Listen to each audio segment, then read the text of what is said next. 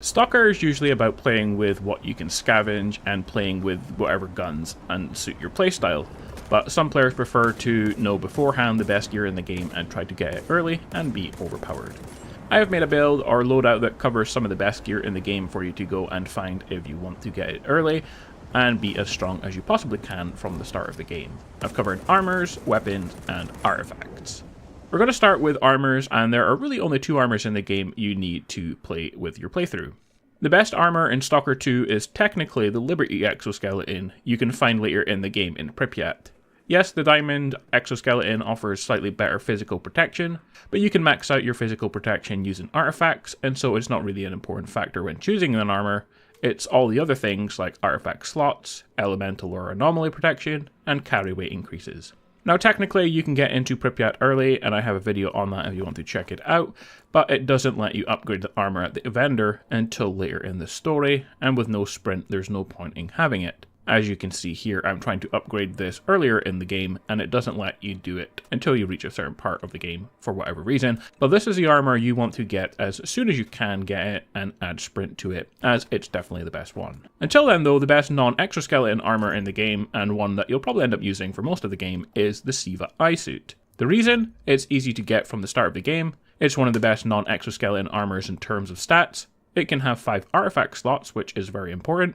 It's also got double lead containers, so you can equip legendary artifacts without needing to use your other artifact slots to reduce radiation. Other good contenders are the SSP 100i survey, but it's kind of bugged. It doesn't really show up until a certain part of the story, if it even shows up at all, and it doesn't really work when you upgrade it either, so the Siva eye suit is the way to go. This can be found here in the Yantar region, and you can get it as soon as you leave the Lesser Zone for the first time. You can upgrade this at the mechanic in either Yantar or Pripyat, and as for the best upgrades, you can try to upgrade them all if you want, but the one that you definitely need to do is the lead containers, and you can see the location for the blueprint for another lead container here in the video. If you want to know the location of attachments and other upgrades for anything else in the video, I have it covered in different videos on my channel. I didn't want to go over them in this one because it would double the length of the video. But the important one is to have lead containers upgraded in 2 different slots for this, and an additional artifact slot, which will increase artifact slots for the armor to 5.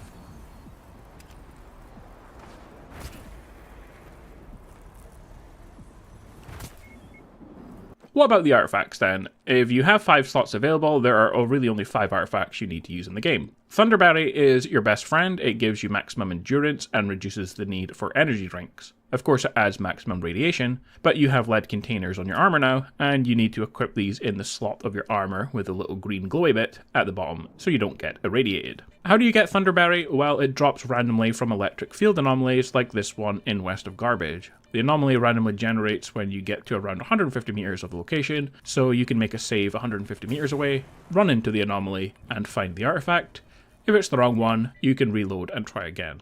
It took me exactly 28 minutes to get the Thunderberry in this method, and that should really be the average for getting any of the legendaries.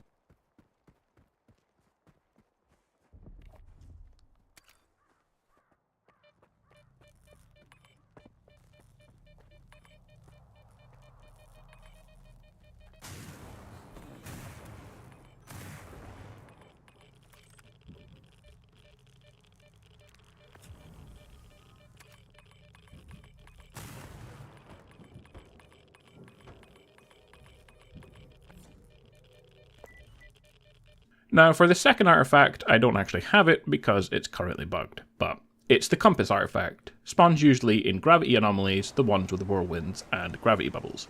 There are plenty of these dotted around the map. Unfortunately, I tried to farm this for over 4 hours for the video, and I eventually gave up because it's obviously not going to spawn, and there are other artifacts in the game that I don't have because they don't spawn either, and I guess this is just another one, unfortunately. If you're on PC, you can just give yourself the artifact if it doesn't show up, but I'm playing on Xbox. Anyway, this gives you maximum protection, but also maximum radiation, so again, you can equip it if you have it in your second lead container slot, and that will give you more than enough protection all the way through the entire game.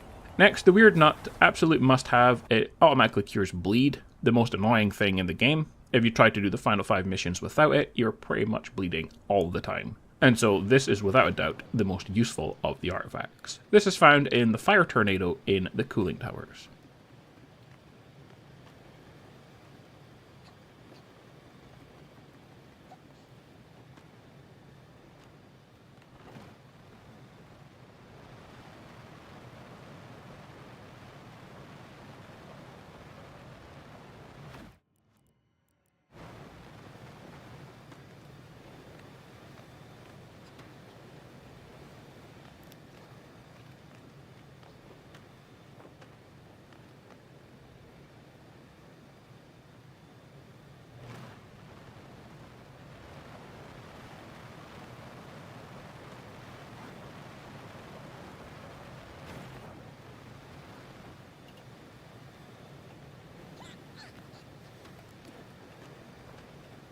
The weird ball will reduce damage received from gunshots, especially when standing still. This is found in the bulb anomaly in the lesser zone.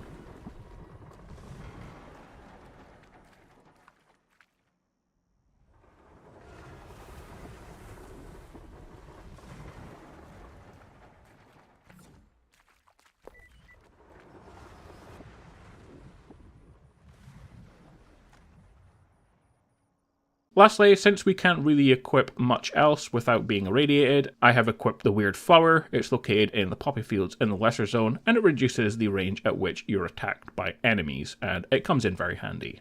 These then are the 5 best artifacts in the game. You don't need to have anything that reduces radiation because you have your Siva eye suit, and you don't really need to equip any other artifacts because the elemental resistances from the Siva eye suit are some of the best in the game, excluding a couple of the exoskeletons. With this armor and artifact, you are pretty much ready for the end game.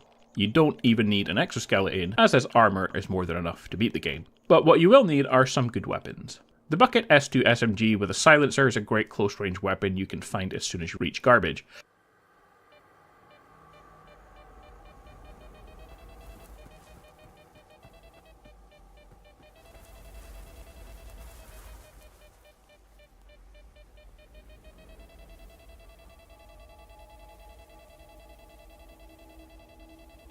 It makes short work of any human enemies and is decent against more heavily armoured foes, although you have other weapons for that.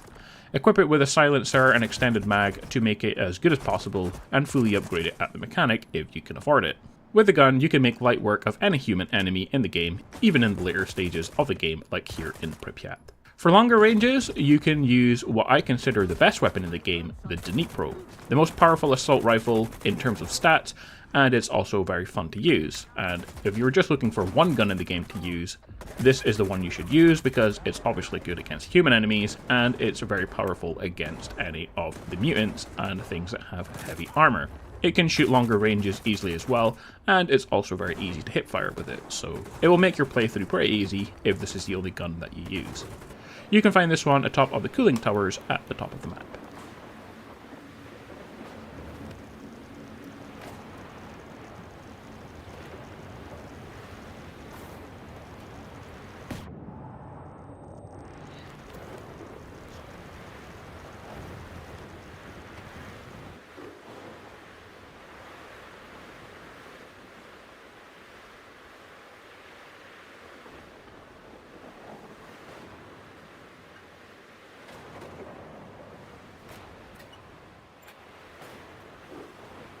For longer ranges, I prefer the Mark 1 EMR. There are some more powerful sniper rifles, but this one is strong enough to kill enemies, and you can find it pretty easy and early with a scope here at the military barracks. If you're able to get to Pripyat, and you can get into here early if you jump over the trains, you can find one with a scope and a silencer in the buildings behind the kindergarten.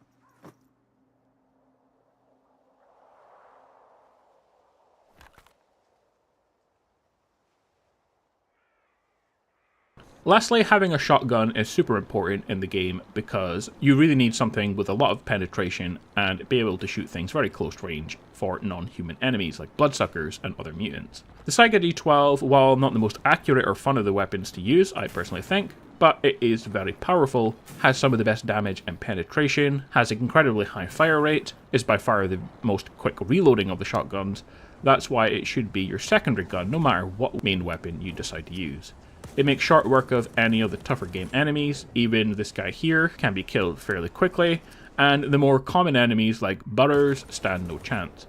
The only issue with the gun at the moment is 4 of the blueprints for the gun are currently missing or bugged, so you can't really upgrade this a whole lot. But despite that, it's still the most powerful of the shotguns. And the great thing about shotguns as well is they're probably the most efficient for using as little ammo as possible, so which is always handy. So guys, that's it for this video, how to get some of the most powerful gear, including weapons, armors, and artifacts in Stalker 2, and I think this build is pretty much as strong as you can get.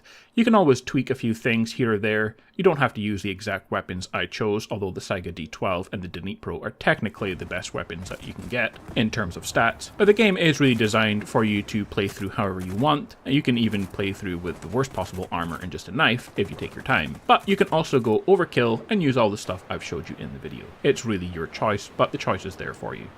Guys, like and subscribe for more, and I'll see you next time.